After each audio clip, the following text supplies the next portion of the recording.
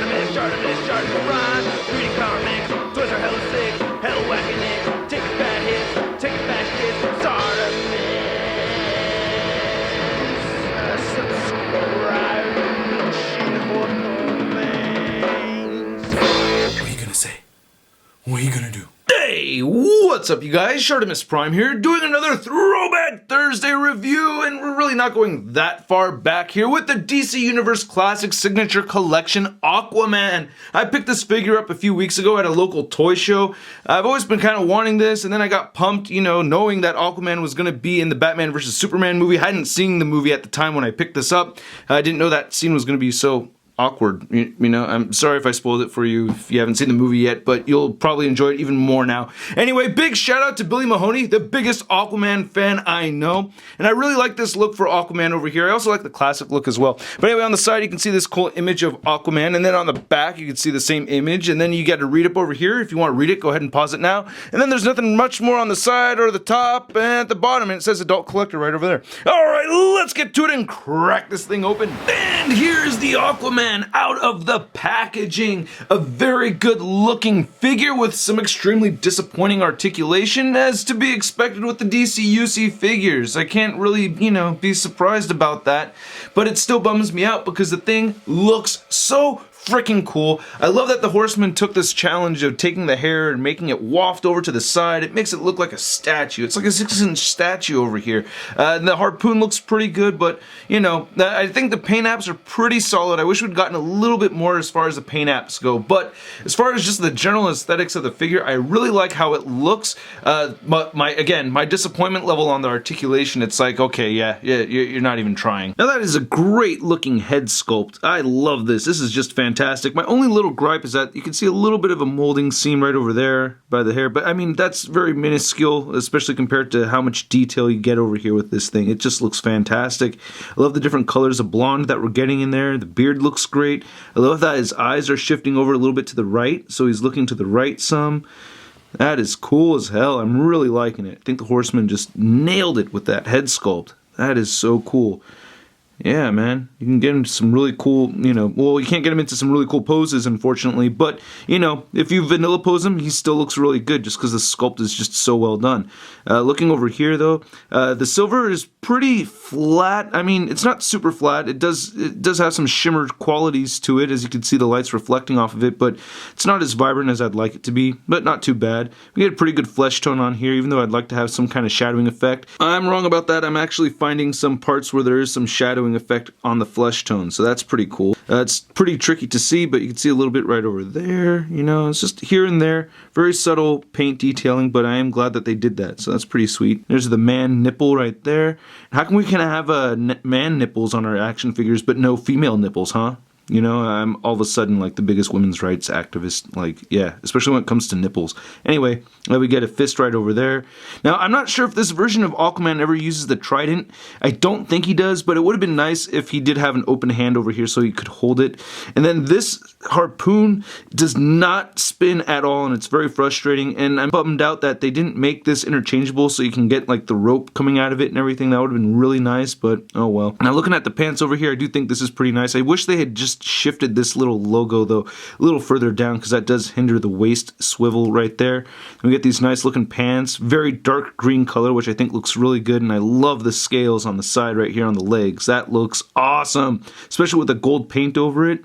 That is badass. I really like that. Get a little fin on the back of the leg right over there, which is actually a different fin from the classic version. I just wanted to see if they had reused the same exact fin, but no, it's a different one.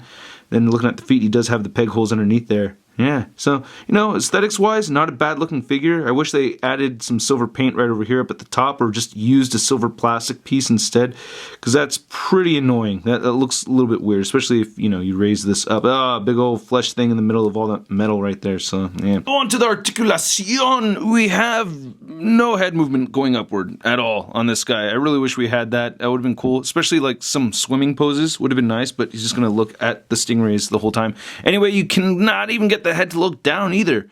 It just shifts. That's it looking down. That's it looking straight ahead. Looking down. then straight ahead. Oh, come on, man. All right, anyway, you can move the head side to side. The shoulders move outward that much that you can move them forward. You get a bicep swivel in there, single jointed elbow, and I really wish we had the rotation over here, but we don't. We do get the rotation on this side, and there is no hinge right there. This ab crunch is weak as hell. Come on, it doesn't even move forward at all. That's so annoying. That's so to me it just shifts back just a tiny bit.